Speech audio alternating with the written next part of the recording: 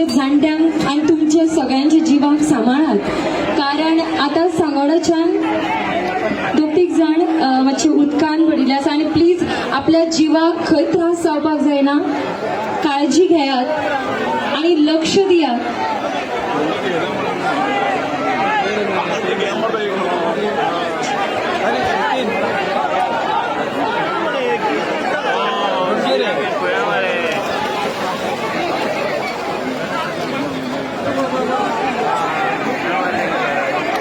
कोणाकूच हानी जावपाक जायना हाची प्लीज काळजी घेयात. जितले सांगोडान जेंकां पिवंक कळटा तेंच्यांनी प्लीज उडी मारून बाकीचे कोण जे उदकान पडले तेंकां प्लीज मदत करात.